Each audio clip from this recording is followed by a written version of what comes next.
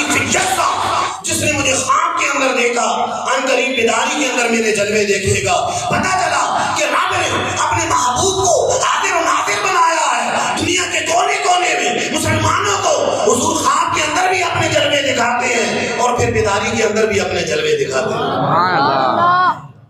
موسیٰ علیہ السلام کے بارے میں حدیث پاک ہے، صحیح مسلم کے اندر موجود ہے، بلکہ تینوں حدیثیں بیان کروں گا، تینوں حدیثیں صحیح مسلم کے اندر موجود۔ سرکار علیہ السلام فرماتے ہیں مررت علی موسیٰ وہو یصلی فی قبرہ، موسیٰ علیہ السلام کے پاس سے گزرا، وہ اپنی قبر میں نماز پڑھ رہے تھے۔ پتہ چلا کہ اللہ کا نبی زندہ ہے، موسیٰ علیہ السلام زندہ ہے، قبر میں نماز پڑھ رہے۔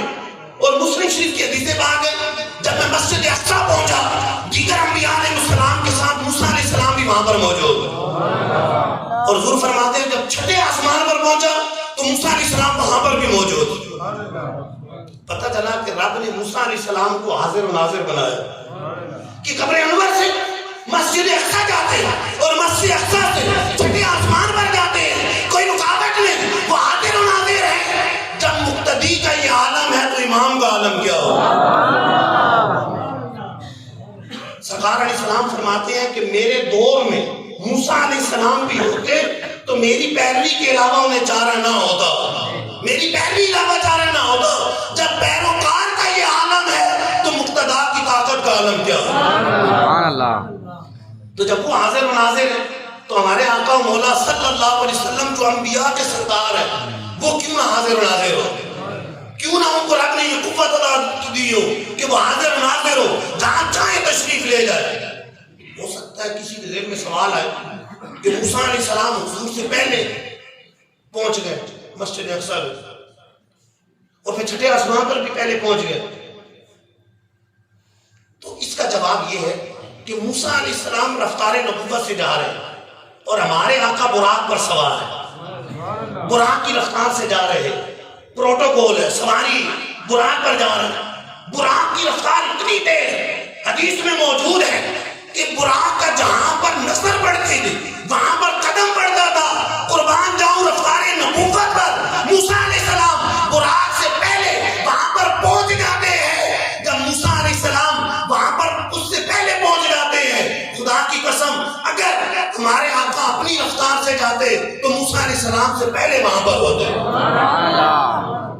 حضور اپنی رفتار سے نہیں، براق کی رفتار سے جا رہے ہیں، شاہی سواری پر جا رہے ہیں، تو براق سے زیادہ موسیٰ علیہ السلام کی رفتار اور پھر موسیٰ علیہ السلام سے زیادہ سلطان الانبیاء کی رفتار۔ سارے اونچوں سے اونچا سمجھیے جسے ہے اس اونچے سے اونچا ہمارا نبی، ملک کونین کے انبیاء تاجدار، تاجداروں کا آقا ہمارا نبی۔ پتہ چلا کہ رب نے ہمارے آقا مولا صلی اللہ علیہ وسلم کو حاضر و ناظر بنایا۔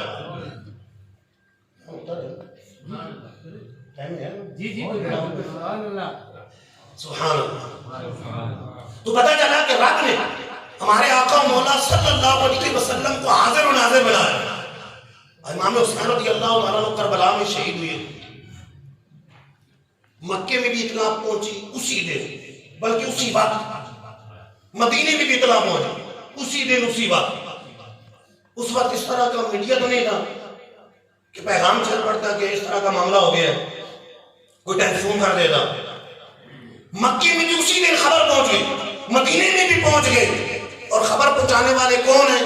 امام حسین کے نانا جان۔ صحیح حدیثوں میں موجود، مسند احمد بن حنبل کے اندر موجود ہے، جامع ترمذی کے اندر موجود ہے، مکے کے اندر حضرت ابن عباس سرکار دو عالم صلی اللہ علیہ وسلم کو خواب میں دیکھتے ہیں، حضور فرماتے ہیں میرے نواسے کو شہید کر دیا گیا ہے۔ مدینے میں ام المؤمنین ام سلمہ رضی اللہ تعالیٰ عنہ خواب میں سرکار دو عالم صلی اللہ علیہ وسلم کو دیکھتی ہے اور حضور فرماتے ہیں میرے نواسے کو شہید کر دیا گیا۔